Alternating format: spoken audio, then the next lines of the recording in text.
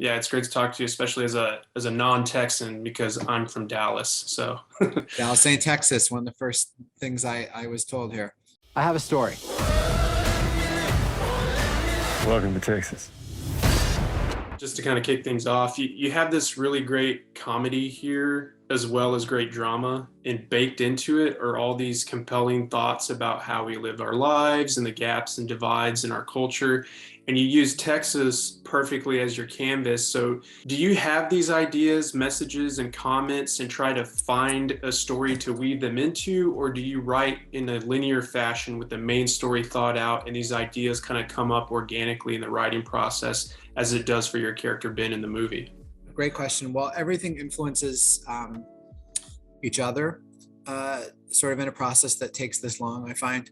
So, but I'd say if I had to pick one of those two things you said, it really started with the story of the people. And as I decided, oh, well, you know, the funniest place to take this person is Texas. And the most interesting place for him to explore would be Texas. Then, you know, as that developed, I realized, well, you know, we're making this in you know 2022 or you know over the past few years, and how would these people be different or coming from different worlds? You know, well, that's gotten intense. So I think, and my ideas about that are really much more human than they are political.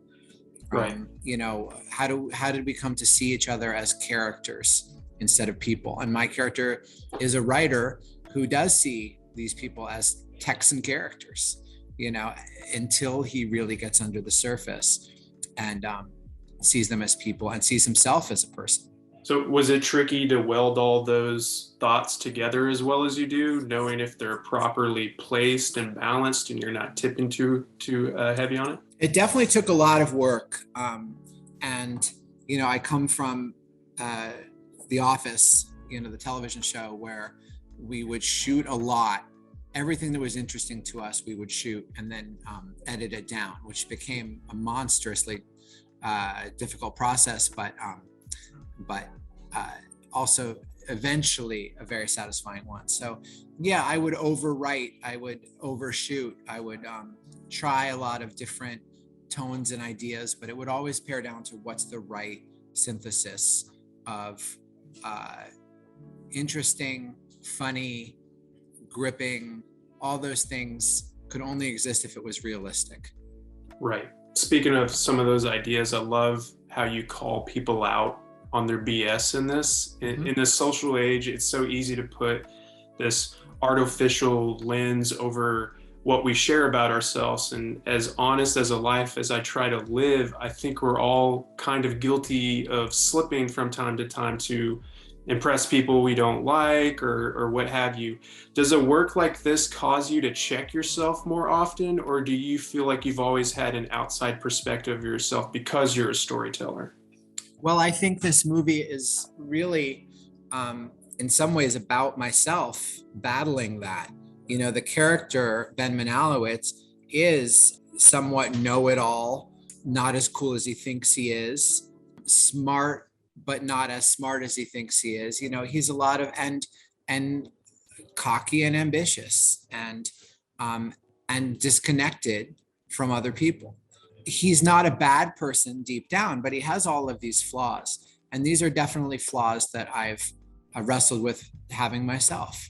So taking him on that journey, it was sort of, it was a very personal form of writing. So while I definitely identify with a lot of his flaws, making this movie was also my way of figuring out how all of us can turn our flaws into something healthier if only we listen to other people.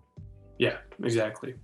It's been so great to see how your work has evolved over the years as a storyteller and director, from The Office and the Mindy Project to this as your first feature narrative. Obviously, they're different mediums and require different tools and preparations and skills, but what is perhaps something that you know now as a director that you wish you had known and you could have applied when you directed episodes of The Office?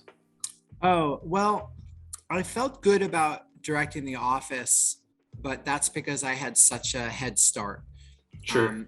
You know, Greg Daniels had already cast the show, and the directors had already set the visual palette.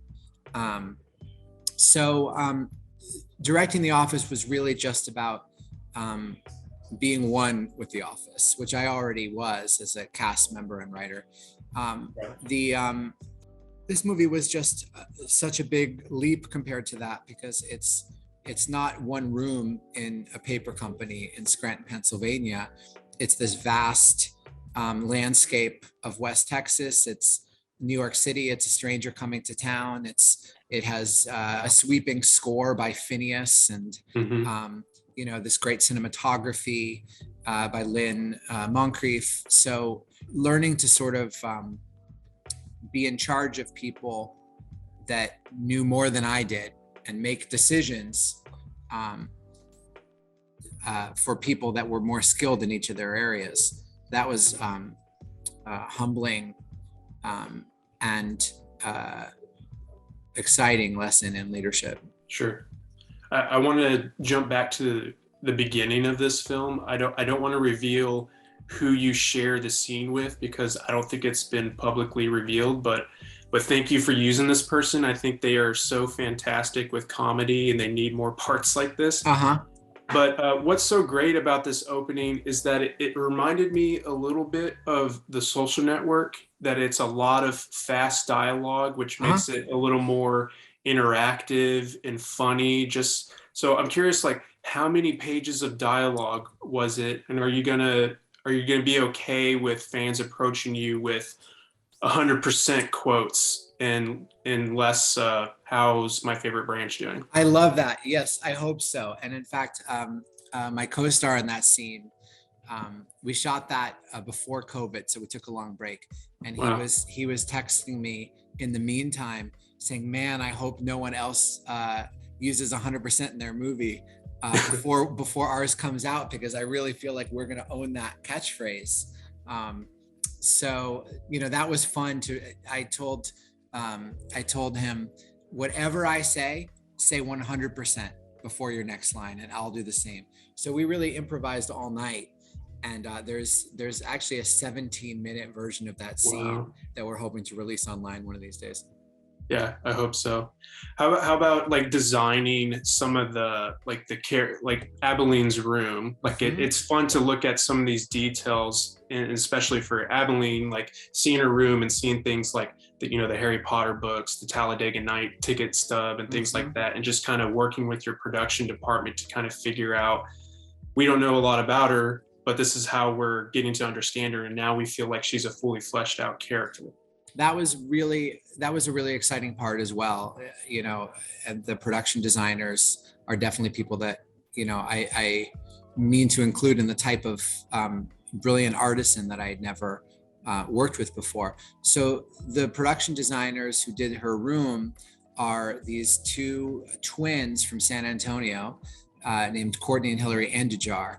And, they are young women who grew up at San Antonio, about Abeline's age. So I said, show me what your bedrooms looked like in this scene. I want her to feel real. I want someone like you to see this movie and think and gasp, because this is a real person's bedroom. And so they would show me all of these designs, and what are the movie posters on her wall? Does she have CDs, even though she probably listened to music online?